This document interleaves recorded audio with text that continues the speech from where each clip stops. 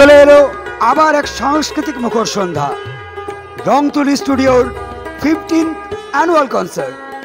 মনে রাখবেন, রংতুলি স্টুডিওর 15th অ্যানুয়াল কনসার্ট।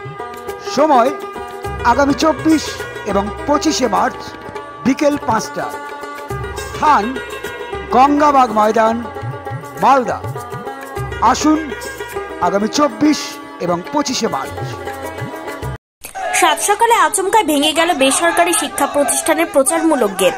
আহত এক মোটরসাইকেল চালক ও তার সহকর্মী। ঘটনায় রীতিমতো চাঞ্চল্য ছড়িয়েছে এলাকায়, যার জেরে যান চলাচল দীর্ঘক্ষণ ধরে অবরুদ্ধ হয়ে পড়ল। রবিবার সাত সকালে ঘটনাটি ঘটেছে মালদা জেলার চাঁচলের 31 নম্বর জাতীয় সড়কের পোস্ট অফিস মোড় এলাকায়। পুলিশকে জানানো হলেও ঘটনার 2 ঘন্টা পর ঘটনাস্থলে পুলিশ আসে বলে স্থানীয়দের অভিযোগ। কিভাবে এই ব্যস্ততম এলাকায় অস্থায়ী দুর্বল প্রচারমূলক গেটের পারমিশন দেয় তা নিয়ে প্রশাসনের ভূমিকা নিয়ে প্রশ্ন তুলেছেন সাধারণ মানুষ। যদিও চাঁচল গ্রাম পঞ্চায়েতের উপপ্রধান মুক্তার হোসেন জানান, এই গেটের পারমিশন পঞ্চায়েত থেকে দেওয়া হয়নি। স্থানীয় সূত্রে জানা গিয়েছে, হরিশ্চন্দ্রপুর থানার অন্তর্গত ভিঙ্গল গ্রামের কয়েকজন ব্যক্তি বাইক এদিন চাঁচলের পাহাড়পুর যাচ্ছিল। হঠাৎ পোস্ট অফিস মোড়ে একটি বেসরকারি প্রতিষ্ঠানের প্রচারমূলক গেট ভেঙে পড়ে তার উপর।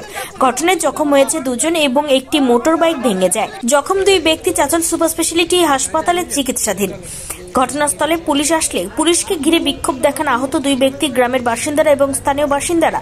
পরে স্থানীয় প্রতিনিধি অমিতেশ পান্ডে এবং উপপ্রধান মুক্তার হোসেন, পঞ্চায়েত সমিতির সহকারী সভাপতি জাকির হোসেনের উপস্থিতিতে পুলিশি হস্তক্ষেপে পরিস্থিতি নিয়ন্ত্রণে আসে।